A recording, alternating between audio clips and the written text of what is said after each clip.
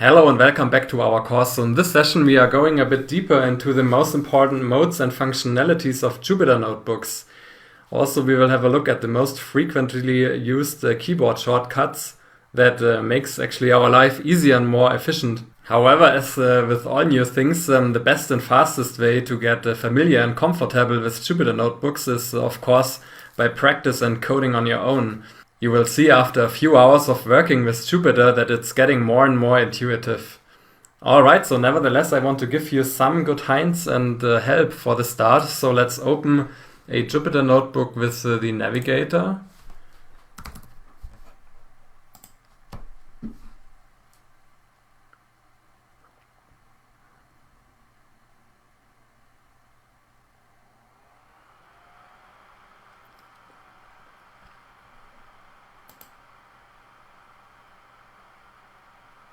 And we want to create a brand new Jupyter Notebook. And we could call it test2. And let's start with an easy code. So let's calculate 1 plus 1. And we run the cell by pressing Shift Enter. So now we are on the next line. And here we could calculate 4 plus 4. And also execute the cell by pressing Shift Enter. And in the last session I said that when we are here in this cell, we can see here that the setting is code. So if we start writing, we are actually writing Python code, and we can change this to Markdown. So now the setting is Markdown, and this is simply a text editor. So if we now start writing here and run the cell, we are getting a text actually. And now we are in the new cell, and you can see by default the setting is to code, but we can of course change it again to Markdown. And what we can also do, we can make hierarchical headings. So by starting a line with the hash key and a space, and then by writing a text, we can create a header with a larger font size. So let's run here, and let's name here our header calculator. And then now in the next cell we want to create a subheader, and let's call the subheading, let's say, addition. First of all we have to make the setting to Markdown,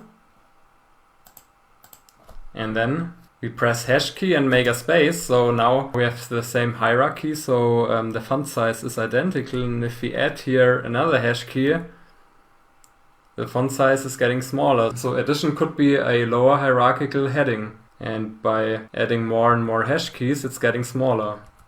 So let's take 2 hash keys and run the cell. And now we can also move our heading to the top of our Jupyter Notebook by pressing here move selected cells up. So we can move it here up, also the addition. Jupyter Notebook has 2 modes, so there's the edit mode and the command mode. And the edit mode is indicated by a green cell border. So if we go into the cell here, we click into the cell, then we see here a green cell border. And when a cell is in the edit mode, we can type into the cell and type our Python code or our text. So here we can change from 1 plus 1 to 1 plus 12, let's say. And then we can run the cell. And we get 13, so we changed the content of the cell in the edit mode. And the second mode, the command mode, is indicated by a gray cell border and the blue margin here. And when we are in a command mode, we are able to edit the notebook as a whole, but we cannot type into the individual cell. So for example, in command mode, we can add and delete cells and make more changes to the whole notebook. And there are 2 ways from switching from the command mode to the edit mode. So either we go with our mouse cursor into the cell, so we can see it changes from blue to green. And then we can go back to command mode by clicking here outside the cell. So you can see here we are blue again in the command mode. And there are also keyboard shortcuts for it. So we are now in the command mode, and if we click enter, we are getting to the edit mode, and when we are in the edit mode and press the escape key, then we are coming back to the command mode. So what can we do in the command mode? For example, we can add a cell above our cell. So we can now press the key A for inserting a cell above.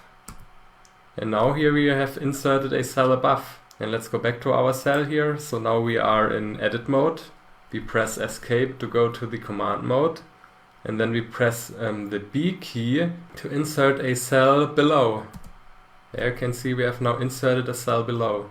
And let's go down to our nonsense cell here, and yeah, we can delete a cell by pressing DD, so double D. Now we have deleted the cell. And there are also keyboard shortcuts to change the settings. So now here by default we have the code setting. And now we can change the setting to markdown by pressing in the command mode key M. There you can see here now it changed to markdown. And we can change it back to code by pressing the Y key. So you can see here now we are back to code. And there are many more shortcuts, and we can have a look and also modify the shortcuts by going here to help and edit keyboard shortcuts. And there you can see many shortcuts. So run cell and select the next cell is Shift Enter. Run the cell and staying in the cell is Control Enter, and run cell and insert a cell below is Alt Enter. So we already learned that.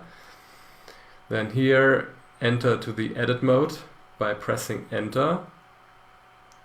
So again, all these shortcuts only work if we are in the command mode, not in the edit mode.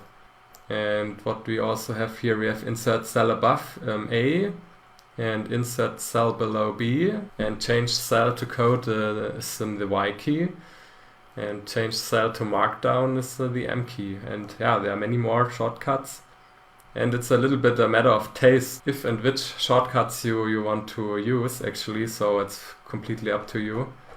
So sometimes it's helpful, and yeah, in my opinion sometimes not. Alright. And what I also want to show you, we can actually store a value, let's say 5, into a variable, let's say a. So a equals 5. Yeah, we can actually execute a cell with a, so this is called printing. And now we get 5, because Python knows a is 5. And what we can do now, we can change here our calculations above and say, okay, I want to calculate a 1 plus a. So and this gives us 6, and also for example here I want to calculate 4 plus a, gives 9. Yeah, and maybe I want to change here to 2 plus a, gives us 7. Yeah, this is actually the good thing about Jupyter Notebooks, and what makes Jupyter Notebooks so comfortable and easy to use, that actually each cell is running independently from other cells. And yeah, we can switch here from cell to cell, run this cell, that cell, and then go back to our previous cell. And we can see here on the left, yeah, the sequence how we have run our cells. So our actually oldest cell is here line 4, then we executed line 5, then line 7, and then line 8. And for example, let's make here something which Python cannot verify, or Python do not know what to do with it. So let's say 2 plus times 3. So this is not defined in Python, and whenever we do something which is not defined in Python, then Python drops us an error message. Yeah, and here we can see the comfortable thing about Jupyter Notebooks, that we get an error message for only the cell which has code that is not defined. So this does, however, not impact the other cells. So all the other cells yeah, still work and still show an output here. And this is in particular for beginners very convenient, as it encourages you to code by trial and error, and you do not have to take care about making errors actually, because you only get an error message for the particular cell, and you can quickly edit your cell and change your error. So now here we know that 2 plus times 3 does not work, so we can modify here, and now we have changed it. And now let's assume we want to change a, so a is not 5, but let's say 7. Then we see here, so the latest cell that was executed is line 11. And here we can see in line 8, so the output has not changed, even if we changed line 11 where we defined a equals 7. So in line 8 where we calculate 2 plus a, this is still 7 because before a was 5, and line 11, so the reassignment of a was later than our line 8 here. And now if we want to update here our output to our new a, we have to run the cell again. So now it's 9 and we can see that this cell was executed after the new assignment of a, so now line 12 should already contain the new a. So this is the very good thing about Jupyter Notebook, so you can switch here from line to line and you can make errors and you can modify your errors, so no problem at all. However, in the end, yeah, it definitely makes sense to actually rearrange your code in a sequence that makes sense actually. So now we should put here the assignment of a to the very top of our code. So a equals 7. And let's say we rerun it again. And also here the printing of a, we can move up. Then we rerun it. Now we can also rerun all the other cells. So now 2 plus a is 9. We can delete the cell here. 4 plus a should then be 11. And 2 plus 3 is still 5. So now you can see here we have a sequence from top to bottom. At the end it always makes sense to rearrange the sequence in that manner actually. And what we can also do here by clicking to kernel, then we can either restart, to say Python or the Python kernel and clear all output. So if we do that, you can see here, so there's no output. So we have still the code in our lines, but the code is not executed. And now we can execute or run the cells here in a sequence with Shift Enter. So now we have again the sequence from 1 till 5. And what we can also do, we can do this in one step, so we can clear our output and run the cells again beginning from line 1 by pressing restart and run all. So restarting the kernel and running it again makes definitely sense from time to time. So if you have a very complex project with many lines in your Jupyter Notebook, so at some point in time it makes sense to rearrange the sequence and then restart your code again. So sometimes there's a mistake or something which doesn't work and you actually do not know why it's not working, and then it definitely makes sense to restart here. Alright, so let's save here our notebook and let's close the notebook here. And we also shut our notebook down. And now there's one last thing I want to show you. So let's go back to our test2 notebook. So before we shut down here the notebook, and now we opened it again and we can still see here the output. However, our notebook behaves like the cells have never been run. So our variable a is actually not stored in Python, and we can try it by typing 3 plus a. So we would expect 10. And we get an error message, name a is not defined. So whenever we open a closed notebook, so all of the variables and other things, they are not stored. So whenever we open a notebook again, we have to go to kernel and restart and run all cells here. Now we can see we have a sequence from 1 till 6, and here 3 plus a works. And alternatively, if we open the notebook, we can run all cells here with just going to cell here and say run all.